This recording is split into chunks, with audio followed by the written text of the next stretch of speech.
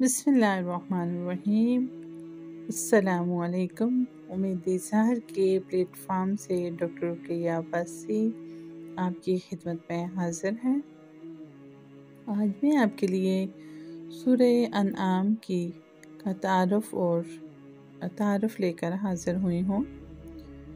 یہ سورت چونکہ مکہ مکرمہ کے اس دور میں نازل ہوئی تھی جب حضور صلی اللہ علیہ وآلہ وسلم کی دعوت اسلام اپنے ابتدائی دور میں تھی، اس لیے اس میں اسلام کے بنیادی عقائد یعنی توحید، رسالت اور آخرت کو مختلف دلائل کے ذریعے ثابت کیا گیا ہے۔ اس سے یہ ثابت ہوا کہ یہ مکی سورت ہے، اس کے رکوع 20 ہیں اور اس کی آیات 165 ہیں۔ ان میں سے موسٹلی زیادہ تر صورتیں الحمدللہ سے شروع ہوتی ہیں، یعنی تمام تعریفیں اللہ ہی کی ہیں۔ یہ سورت بھی الحمدللہ الذی خلق السماوات والارض سے اس کا آغاز ہوا ہے۔ وجعل الظلمات والنور ثم الذین کفروا بربہم یعدلون۔ تمام تعریفیں اللہ کی ہیں جس نے آسمانوں اور زمین کو پیدا کیا اور اندھیریاں اور روشنی بنائی۔ پھر بھی جن لوگوں نے کفر اپنا لیا ہے وہ دوسروں کو خدائی میں اپنے پروردگار کے برابر قرار دے رہے ہیں۔ اس کی اگلی آیت میں انسان کی پیدائش کے متعلق اور انسان کے حقیر ہونے کے متعلق بیان کیا گیا ہے کہ انسان کیا ہے اور پھر وہ کس طرح تڑاک پڑاک لڑتا ہے۔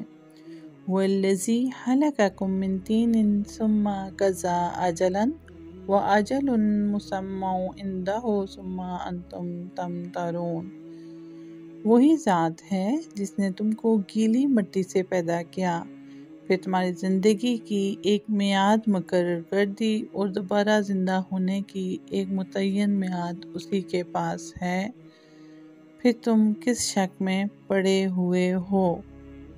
اس صورت میں توحید اور رسالت کے جو عقائد ہیں ان پر جو اعتراضات کفار کی طرف سے اٹھائے جاتے تھے ان کا جواب دیا گیا ہے۔ اس دور میں مسلمانوں پر کفار مکہ کی طرف سے طرح طرح کے ظلم توڑے جاتے رہے تھے، اس لیے ان کو تسلی بھی دی گئی ہے کہ کفار مکہ اپنے مشرکانہ عقائد کے نتیجے میں جن بیہودہ رسموں اور بے بنیاد خیالات میں مبتلا تھے ان کی تردید فرما دی گئی ہے۔ عربی زبان میں انعام چوپایوں کو کہتے ہیں۔ عرب کے مشرکین مویشیوں کے بارے میں بہت سے غلط عقیدے رکھتے تھے، مثلاً ان کو بتوں کے نام پر وقف کر کے ان کا کھانا حرام سمجھتے تھے۔ چونکہ اس صورت میں ان بنیادی عقائد کی تردید کی گئی ہے اس لیے اس کا نام سورہ انعام رکھا گیا ہے۔ بعض روایات سے معلوم ہوتا ہے کہ چند آیتوں کو چھوڑ کر یہ پوری سورت ایک ہی مرتبہ نازل ہوئی تھی، لیکن علامہ آلوسی رحمۃ اللہ علیہ نے اپنی تفسیر روح المعانی میں ان روایتوں پر تنقید کی ہے۔ واللہ سبحانہ عالم۔ اچھا، یہ جتنا بھی تعارف قرآن ہے اس کے لیے میں نے جس کا انتخاب کیا ہے وہ ہے، جس تفسیر کا انتخاب کیا ہے وہ ہے آسان ترجمہ قرآن تشریحات کے ساتھ، مفتی محمد تقی عثمانی صاحب اور مکتبہ معارف القرآن کراچی سے یہ پبلیکیشن ہے۔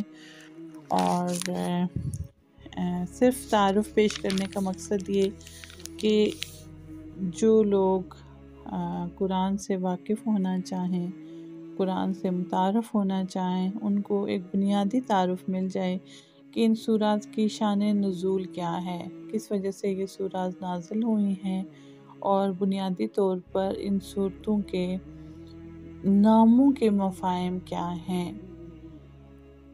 میں بہت شکر ادا کرتی ہوں اس رب العزت کا جس نے مجھے یہ موقع فراہم کیا کہ میں اس کے کلام کا ایک چھوٹا سا حصہ عام کر سکوں۔ اللہ تعالیٰ ہمیں قیامت کے دن قرآن والوں میں شامل فرمائے اور ان لوگوں میں شامل فرما دے جن کی زندگیوں میں حقیقی طور پر قرآن شامل ہے، قرآن کے اعمال شامل ہیں، قرآن کا مطلوب انسان ہی دراصل فلاح کا حامل ہے، باقی سب خسارہ ہے۔ اللہ تعالیٰ ہمیں خساروں میں نہ شامل کروائے، خسارہ پانے والوں میں شامل نہ کرے، اور رب العزت ہمیں ان لوگوں میں شامل کرے جن کا نامہ اعمال دائیں ہاتھ میں دیا جائے گا۔ آخر ایک دن اس دنیا کی بساط لپیٹ دی جائے گی، یہ دنیا کے دھوکے، یہ دنیا کے فریب، یہ دنیا کے لالچ یہیں پہ رہ جائیں گے۔ کوشش کریں کہ اپنی زندگی میں اگر بہت کچھ نہیں کر سکتے ہیں تو کم از کم کسی کی ہمت نہ توڑیں، کسی کو اتنا نڈھال نہ کریں اپنی باتوں سے، اپنے اعمال سے، کہ اس کے لیے زندگی کی طرف واپس پلٹنا مشکل ہو جائے۔ اللہ تعالیٰ مجھے، آپ کو، سب کو قرآن والا اور قرآن پر عمل کرنے والا بنا دے، یہی فلاح کا راستہ ہے۔